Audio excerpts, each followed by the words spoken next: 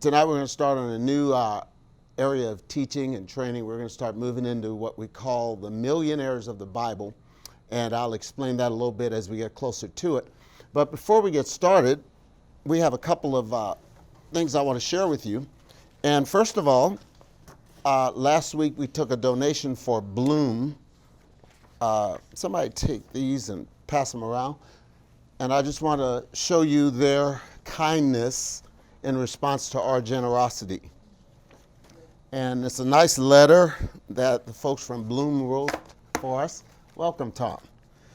And when I say us, it is to us. Of course, Atlanta New Thought Center is the name of the organization. And since my name was on the source of the donation, it was there.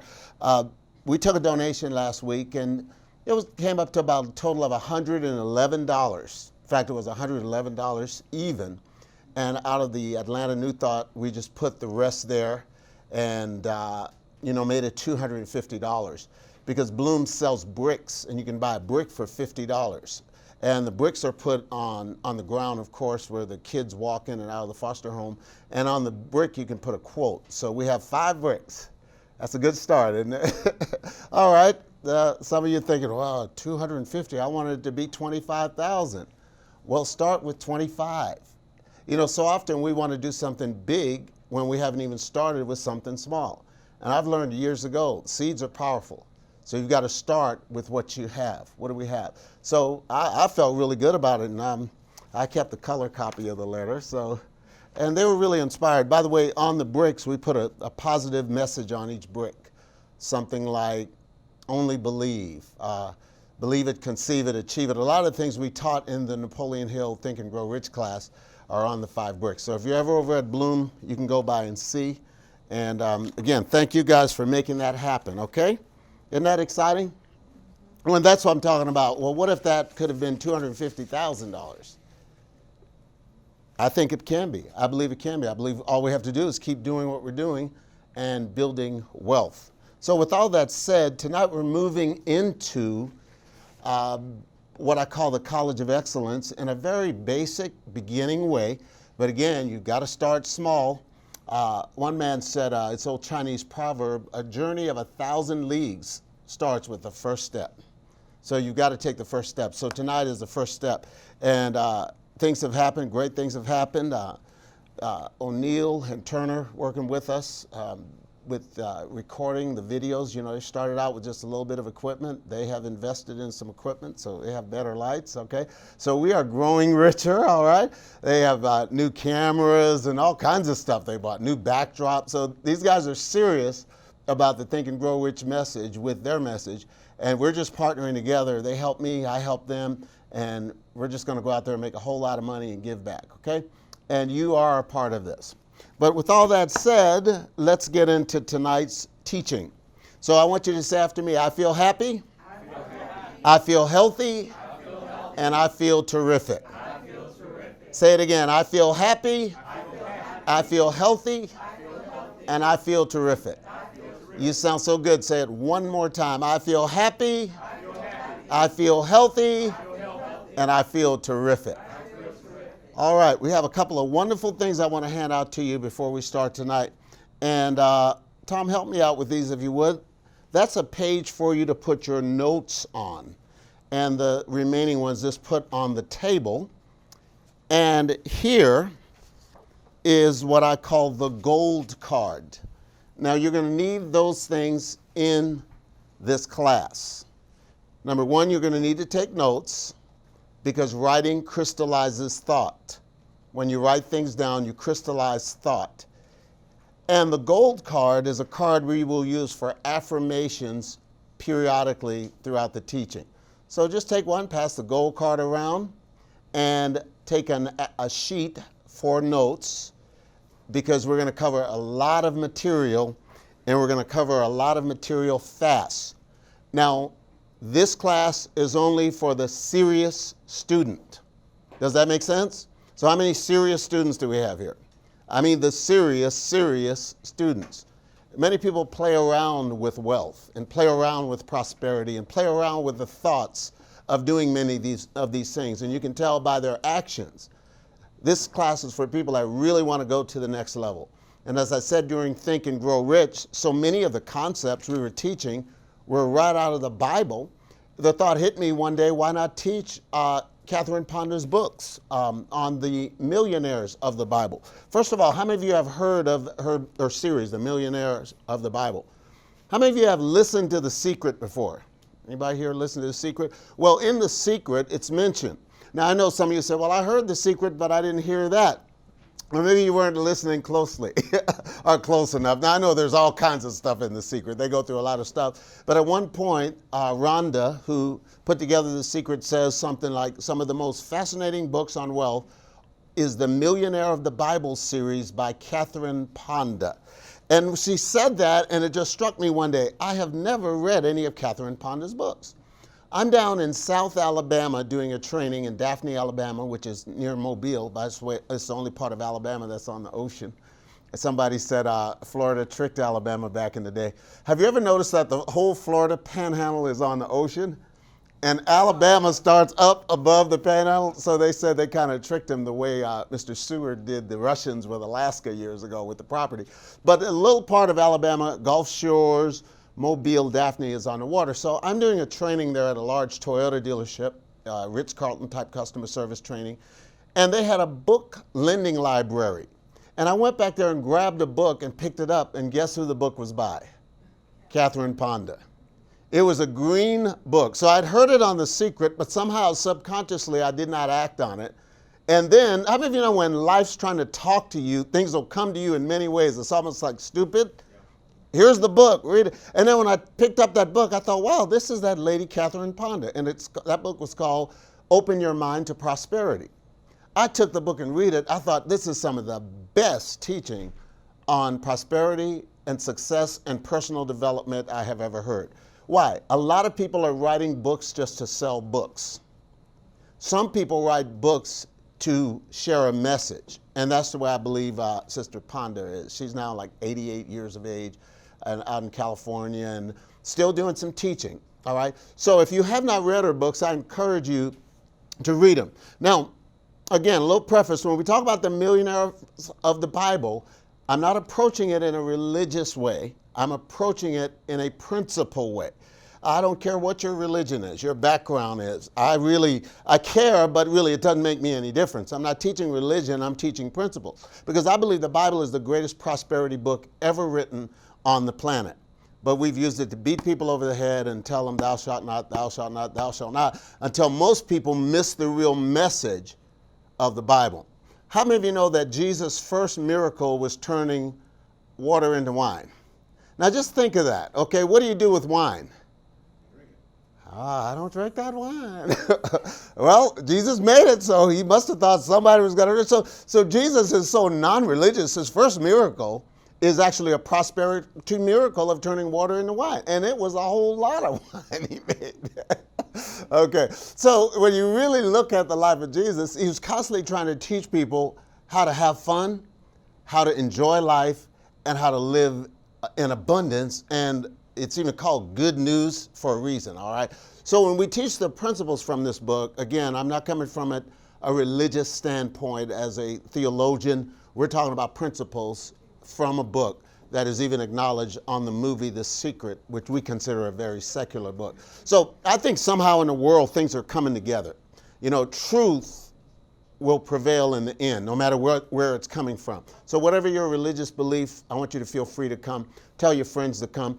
If they can't handle the millionaires of the Bible, just tell them it's a millionaires in training class, okay? Millionaires in training. I like that. Everybody say millionaires in training. All right, with all that said, let's get started. And we're going to talk some about the millionaire from Nazareth. And first of all, Catherine Ponder said that the abundant prosperity consciousness, which millionaires of the Bible symbolized, is available to us today.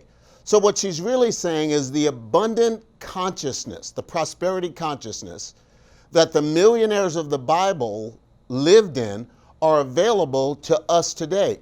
But we must understand how to walk in that consciousness. And first of all, we must clear away some of the debris that's in our brain or in our mind about prosperity, about wealth, and even about this man called Jesus. So we're going to talk some about Jesus and his prosperity tonight. First of all, we're going to learn the inner secrets of prosperity, which all the great millionaires know. To me, wealth is really not outward, it's inward, all right? And I really don't enjoy being around people too much that are greedy about getting things outwardly, because I really believe the wealth comes from the inside out. And that's why the truths of the Bible are so important, because the truth of the Bible is what we call esoteric truth. And esoteric has to do with from within. Everybody say from within. The whole world focuses on wealth from without, thrills from without, fun from without, pleasure from without. But what Jesus was constantly teaching us is how to live from within. And when you learn to live from within, you have a whole lot more peace in your life. Is that right?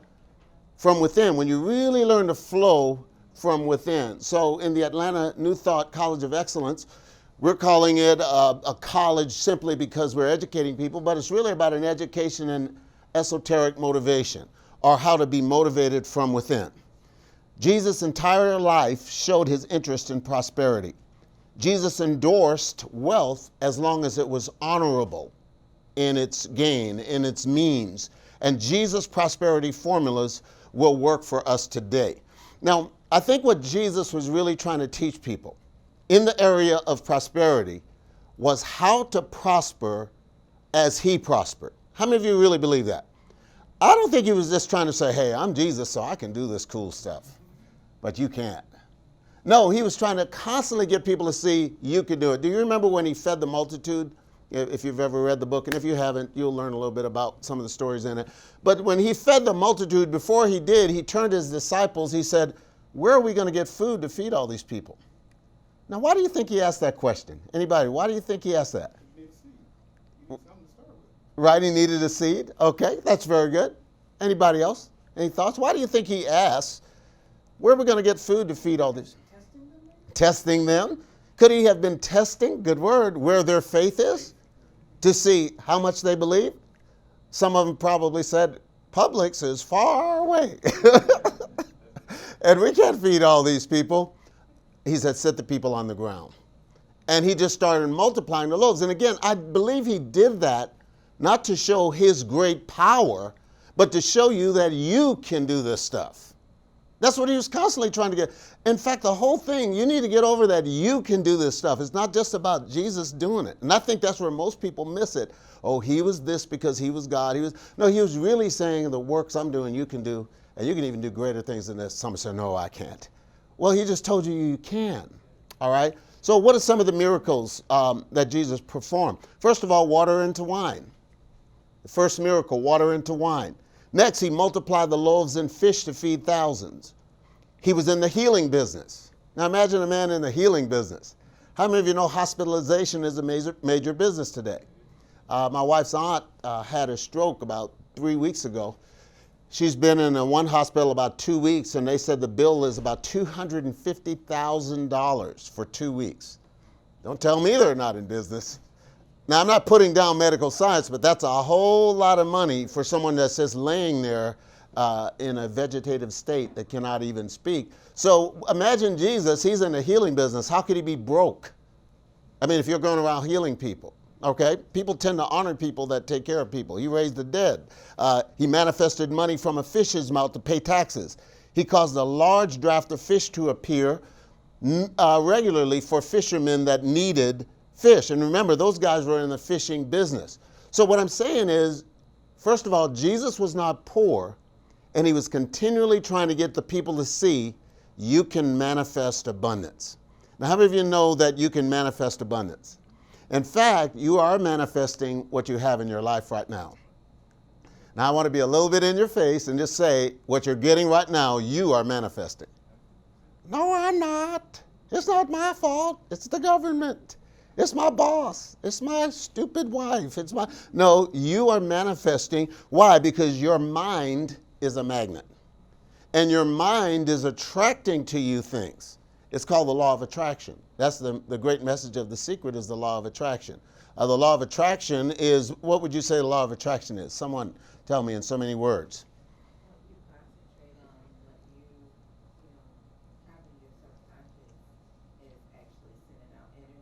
Okay. and draws it back to you. Excellent. That's right, Allison. You attract or you become what you think about, right? And people laugh at that all the time, but it is true because your mind is a magnet. Now, consciousness is the arrangement of your mind. And everything happening in your life is a result of consciousness. Your mind can be arranged to draw things or to reject things. In the second session, we're going to take a little coffee break, and I'm going to do a little short second session. We're going to talk about affirmations of health a little bit. Why? Because so many people are sick that don't have to be sick. You know where most people are sick? Right here.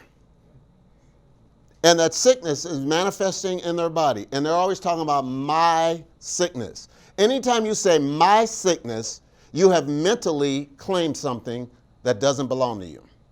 Why? Sickness is not a part of the plan, nor is poverty. So when you say my headache, my this, my that, but you're now attracting that to you.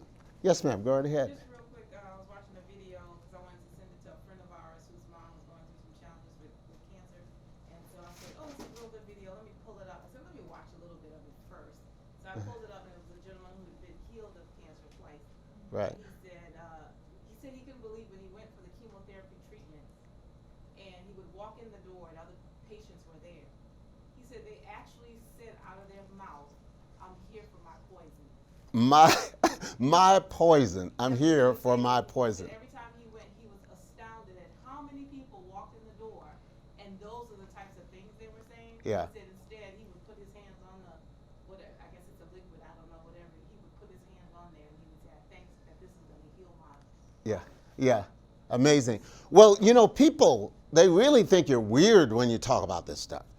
But to say, that's why I like you guys. We're a community of weirdos here because we're thinking positive. We're talking positive. And I'm telling you, people will really look at you like you are crazy. But when they say, I'm here for my poison, they'll give me my poison. Well, that sounds a lot worse than I am healthy, I am happy, I am prosperous. Oh no, I wouldn't say that, but I would say I'm here for my poison. Folks, we live in an extremely negative world. And it's time for some positive people to rise up and change things. People are often talking about changing the world. I really think the change starts with you. Don't worry about changing the world. Change your thinking and change your life, and that change will be in the world. Gandhi said, be the change that you want to see in the world. So this really starts with you. And I've chosen not to claim my sickness, okay? People look at me, yeah, but that's you. You're just so up there in consciousness. You can develop a consciousness where you just don't start claiming and accepting sickness or even poverty, all right? Did you ever hear Jesus or see him go around saying my sickness? Never. He never go around, I got my sickness, I've got my this and my that. All right, but it's a negative thing, and a part of our challenge is to help bring a positive message. So let's talk about the millionaires of the Bible. Lack of understanding has led to poverty. Lack of understanding is one of the main reasons for poverty. First of all, think about this. There really is no poverty except the poverty created by the mind of man. The whole planet is rich, isn't it? I mean, when you go outside tonight, just look at the trees. How much are the trees worth? Think about the oxygen you breathe. Think about the birds, the animals, and think about the fish of the sea and the whole planet, the way things reproduce after their kind. This planet is a rich planet, isn't it? People are talking about running out of food. We will never run out of food. That is a lie. That is a poverty mentality. And the poverty in the world, all of it was created from the mind of man. Why? Because as a man thinks in his heart, so is he. And when you think poverty, you're going to produce poverty. Now, there are reasons for this type of thinking that we need to understand, and we'll get into those in a little deeper session. But you got to realize, first of all, that all the poverty is created by the minds of men. You go to the bad neighborhoods where poverty is reigning and crime is reigning, guess what? They're thinking poverty, they're thinking crime, they're acting on it. You go to the nice, clean neighborhood where everything is manicured and everybody's riding around on golf carts like Peachtree City.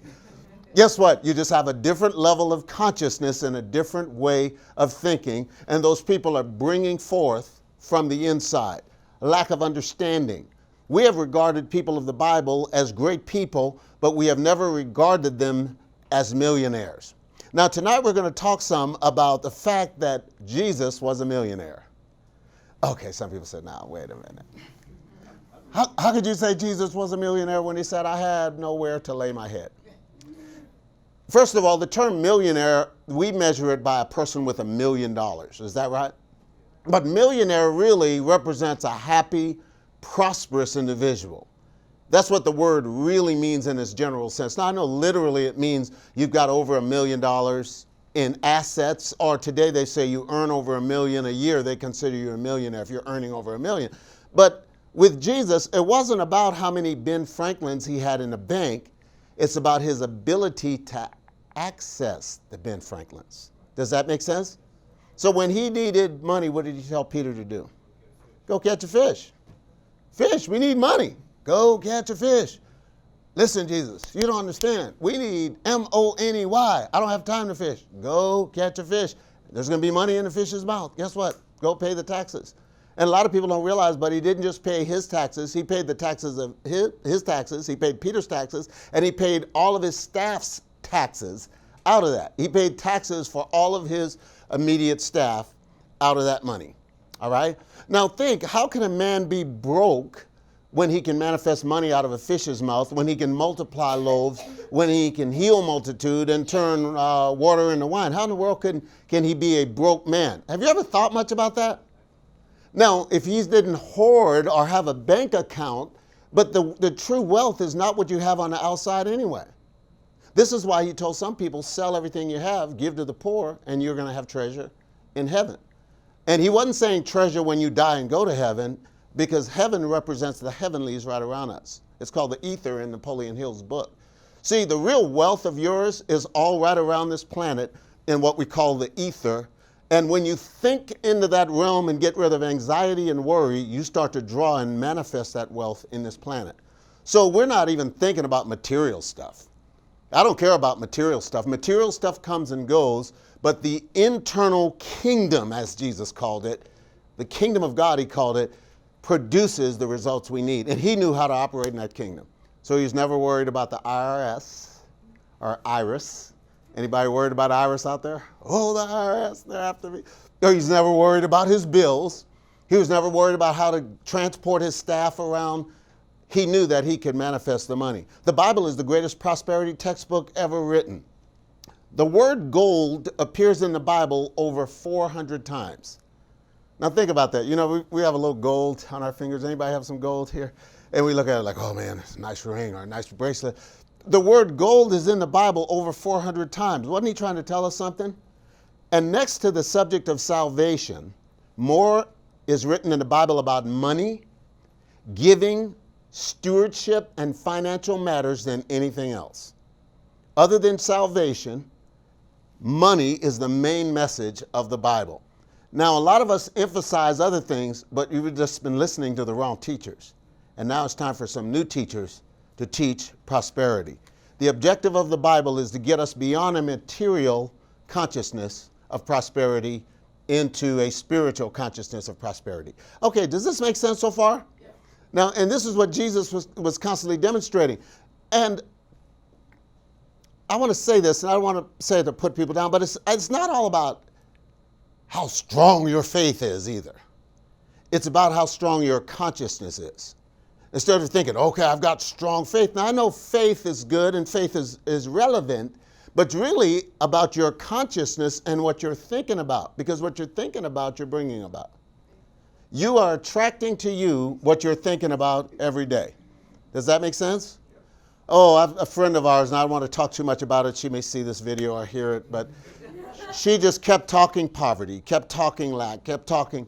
Lady has several doctorate degrees, and my wife just told me recently she's now homeless. I said, well, remember, she kept talking about how broke she